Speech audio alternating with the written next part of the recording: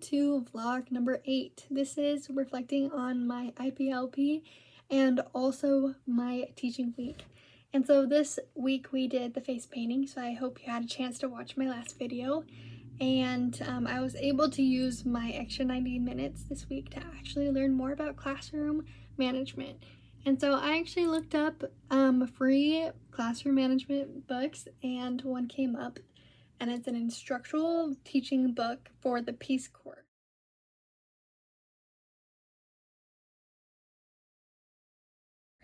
So that's interesting because, you know, the Peace Corps is humanitarian efforts.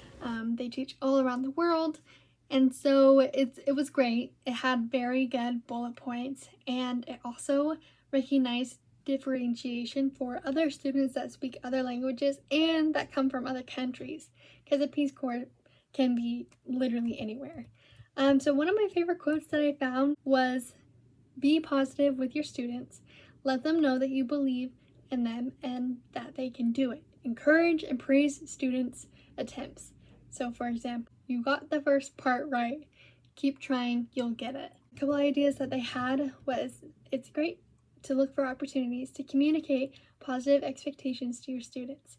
And overall, like, I read about like a chapter and a half of the book, and I thought it was so good because it gave bullet points that you understand. It was simple, but there were things that you could also apply to your teaching. And so this was to communicate positive expectations to your students. So these are some of the ideas that they had that I wrote down.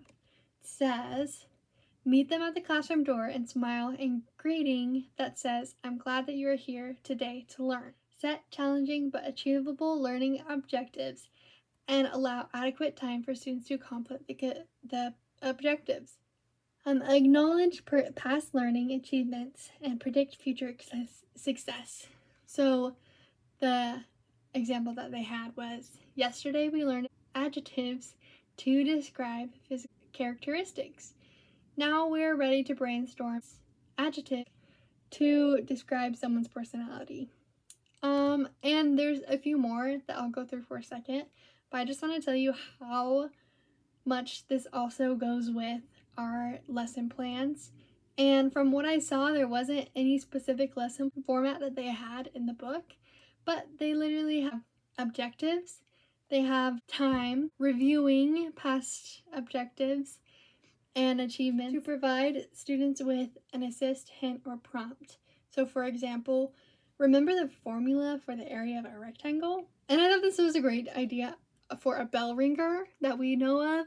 A bell ringer, to have them have it on the board to be able to have something that they can remember. Ask follow-up questions that make students think. So for example, you could say, "That's an interesting position. What thought process led you to it?" So you're looking for more high order answers, but you have to ask higher questions. Prepare core activities, and then also activities that you can give to students who finish quickly. So it's kind of differentiation of students who are higher and students who are on level, and that you should provide an activity for our students who are higher level. And that would be a great idea to use in classrooms now, because there's a lot of students that finish quickly, and something that we can do to help them is to have a packet or something prepared that they can work on when they finish their work. Was to follow up on work that you assigned to students. And it says, when students assign work and do not follow up on it, students begin to lose motivation. So I know this in my personal life as a college student. When the teachers don't go over things that we read, we aren't able to, I don't even, after that, I don't really even read the assignments. I just go through it, write the notes that I need to write, and I lose motivation because I know that she's not going to go through it in class. So I think that's very helpful. If I give my students homework, I can be able to go over it and have a follow-up and see how it went. Also ask specific questions and review if a student gets an answer incorrect. So if they get it incorrect, I always don't even know what to say. I'm like, nice try, like, can anyone else help them out with it, you know? And I feel like that might taint them from maybe answering the question again. But they said in the book that you could say, "Thanks for taking a chance." And I love that because it acknowledges the student, even though they got it wrong, it acknowledges that they tried to get it and that they're participating and helping out with the class. But even if they didn't do it right, like, they still had the confidence to take a chance. And I love that because it's not demeaning at all. And it's just like, thank you so much for like taking the chance to do it. They also had something called the STAR strategy. And this is a lot for classroom management, but it's only pointing out the good things and the positive things. And I'm really bad at using these types of things in a classroom because, number one, every time I've been in a classroom, they already kind of have something set up. And then number two, I've never really had a chance to use this and keep up with it, but I really want to be good. The book also says to be consistent. At the end of a class, the teacher recognizes at least one student for something she or he did that deserves recognition. So they would take a star, which is just a regular piece of paper that they cut out, and they pin it on the bulletin board with the student's name, the date, and what they did. And so once the student has 3 stars, they can choose like a prize from the treasure chest. That's so sweet, but the only thing that I can think is that it might make other students sad that aren't getting anything, because it says only one student, so there could be a lot of students doing good, but only one student gets the star for it. I feel like it would be better if you recognize like 3 students, but that's my thought. But I think it's very good to acknowledge the positive things of the student instead of the negative. Like, some teachers strike some students' names when they do something bad, but this is like the opposite of giving them a star. And then the students get into a process of this, and they're able to talk to this teacher if she forgets. They'll be like, hey teacher, you forgot to do the star thing. So it's to be consistent, but also the students will help you be consistent for it because they want the stars. It's great because it calls out good behavior. Is instead of saying like a student is lazy for not doing their homework, you'd say like, you are capable of doing the work and like, you got it, like, you can do it. You know, don't say just like you're lazy or dumb or whatever. And instead of saying like be quiet, you could say keep calm, please. Structure comes before instruction. And I've never been in a classroom at the beginning, except for summer school, which I thought it was cool and I should have done this better. But you need to have a structure in a classroom to be able to like teach the instruction correctly.